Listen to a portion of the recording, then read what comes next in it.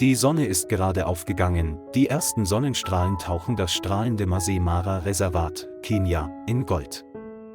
Den weiten, grünen Grashang entlang schritt eine Löwenmutter langsam. Ihre Erscheinung war majestätisch, doch verbarg sie Einsamkeit. Daneben säugte noch ein kleines Löwenjunges und hielt gelegentlich inne, um seinen Kopf am Bein seiner Mutter zu reiben, als wolle es sie beruhigen. Aus unverständlichen Gründen waren Mutter und Junges schon vor langer Zeit von ihrem Rudel getrennt worden. Sie durchstreifen die weiten Graslandschaften, jagen nach Beute und finden Wasser in den verbleibenden Pfützen. Das Löwenjunge ist klein, hat aber das Alter erreicht, in dem es lernen kann, zu seinem eigenen Überleben zu jagen. Obwohl seine Mutter müde war, kümmerte sie sich noch immer um ihr Kind und versuchte auf jede erdenkliche Weise, ihm die ersten Lektionen des Lebens beizubringen. Eines Morgens wehten heiße Winde mit dem rauen Atem des Sommers über die Felder.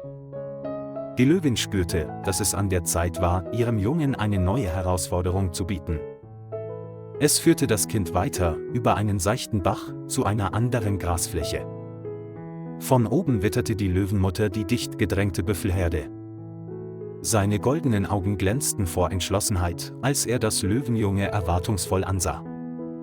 Die Löwenmutter und ihr Jungtier bewegten sich sehr vorsichtig und duckten sich, um die Büffelherde nicht zu alarmieren.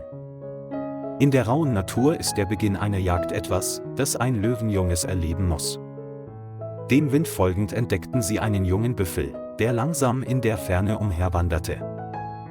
Die Löwin gab ihrem Jungen ein Zeichen, stehen zu bleiben, und beobachtete die Beute aufmerksam.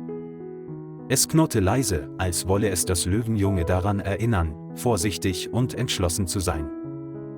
Unmittelbar danach beschleunigte die Löwenmutter plötzlich und auch das Löwenjunge rannte ihr eifrig hinterher.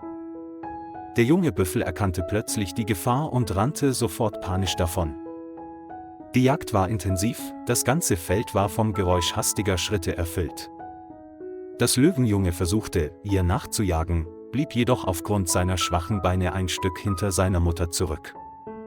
Obwohl das Kalb klein war, war es schlau genug, einen Bogen zu machen und zu versuchen, zu seiner Herde zurückzulaufen. Die Herde der erwachsenen Büffel bemerkte die Anomalie sofort und begann, sich in einer Reihe aufzustellen, um das jüngere Mitglied zu beschützen. Die Löwin sah ihre Beute inmitten einer großen Büffelherde und erkannte, dass die Erfolgschancen nahezu gleich null waren. Es wollte gerade das Signal zum Rückzug geben, doch alles ging zu schnell. Die Herde wilder Stiere schnauft und bläst heiße Luft, während sie gleichzeitig mit ihren Hufen auf den Boden stampfen und dabei ein furchterregendes Geräusch erzeugen. Sie bemerkten zwei Raubtiere in der Nähe und starteten sofort einen Gegenangriff. Die Löwenmutter versuchte zu brüllen, sowohl um ihre Jungen zu warnen als auch um einschüchternder zu wirken. Allerdings sind ihre Jagdinstinkte angesichts der Stärke der Büffelherde mittlerweile unterlegen. Das Löwenjunge erschrak, als es sah, wie die riesigen Hörner Staub aufwirbelten und auf ihn zustürzten. Als die Löwenmutter sah, dass sich ihr Junges zu langsam bewegte, drehte sie sich plötzlich um. Es versperrte mutig den Weg, sodass die Büffelherde das Löwenjunge nicht erreichen konnte. Ein heroischer Moment blitzt auf und demonstriert die grenzenlose Liebe einer Mutter. Das wilde Brüllen der Löwenmutter ertönte, doch die Büffelherde hatte keine Angst. Die scharfen Hörner begannen, ständig in den Körper der Löwin zu stoßen. Das Gewicht des riesigen Büffels brachte die Löwenmutter zum Taumeln und ließ sie auf den trockenen Boden fallen. Die Wunden häuften sich, Blut strömte heraus und färbte sein goldenes Fell rot.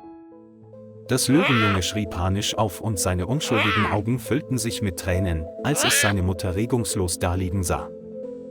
Nach dem heftigen Angriff blieb die Büffelherde stehen und schien ihrem Ärger über die Invasion ihres Territoriums Luft zu machen.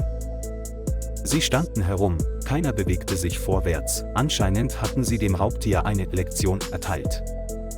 Das Löwenjunge näherte sich seiner Mutter und winselte kläglich, aber es konnte nichts tun. In diesem Moment erschienen zwei Naturschützer, Omari und Aisha. Sie waren auf einer Routinepatrouille, als ihnen auf den entfernten Feldern chaotische Szenen auffielen. Von weitem sahen sie eine Büffelherde im Kreis stehen, in der Mitte eine Löwenmutter mit ihrem Löwenkind. Omari befürchtet, dass das Löwenjunge auch von der Büffelherde zertrampelt werden könnte, wenn er nicht eingreift. Er hielt das Auto an und schnappte sich schnell einen langen Stock, um den Büffel zu verjagen. Aisha folgte ihr, ihre Augen waren erfüllt von der Entschlossenheit, die Tierwelt zu schützen. Die beiden näherten sich langsam und signalisierten der Büffelherde mit entschlossenen Bewegungen und Geräuschen, dass sie sich zurückziehen sollten. Als die Büffelherde die Anwesenheit von Menschen bemerkte, zog sie sich allmählich ins offene Grasland zurück. Sie drehten ihre Köpfe ein paar Mal zurück und schienen immer noch auf der Hut zu sein. Schließlich beschloss die Büffelherde, wegzugehen und ließ das Löwenjunge und seine Mutter mitten im Grasland zurück. Aisha rannte zu der Löwin, legte ihre Hand auf ihr sterbendes Fell und wartete auf ein Wunder. Sie berührte die tiefen Wunden und spürte das letzte Zittern der Löwin.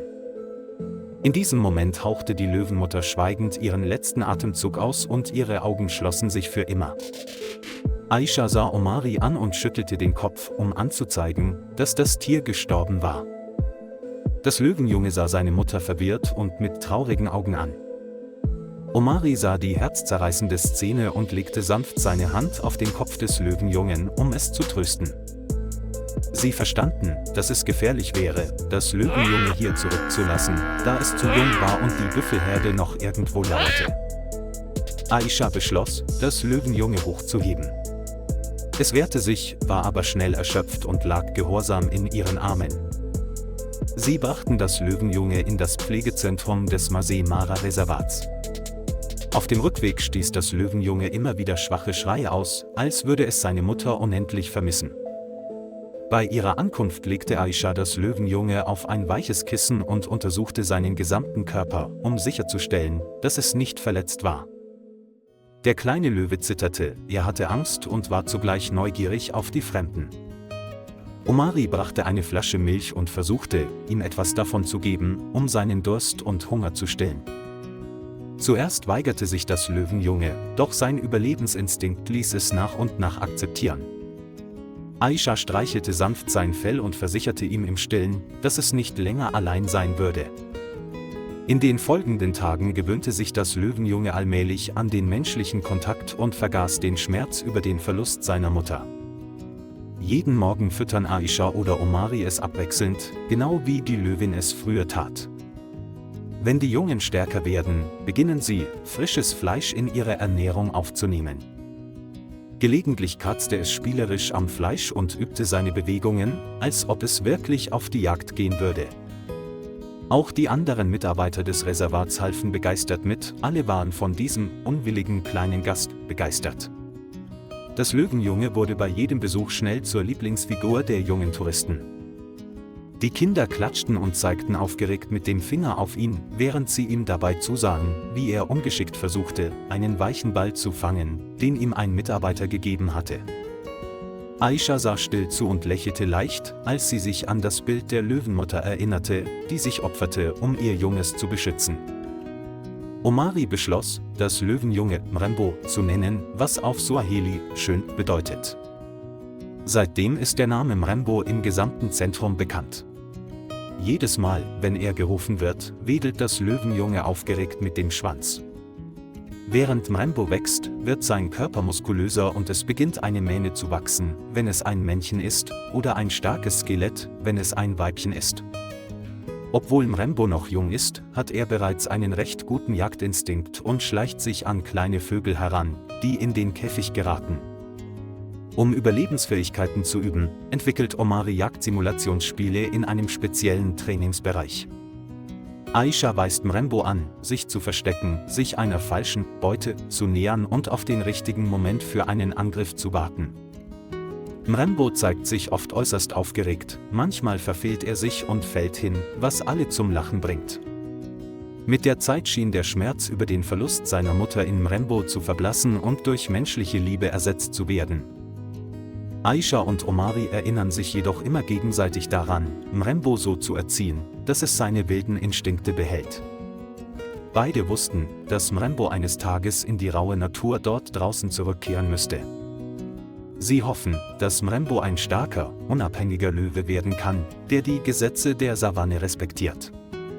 Die Tierärzte des Schutzgebiets überprüfen außerdem regelmäßig Mrembos Gesundheitszustand und stellen sicher, dass er sich normal entwickelt. Mrembo wurde immer beweglicher, seine Schritte waren anmutig, seine Augen strahlten vor Intelligenz.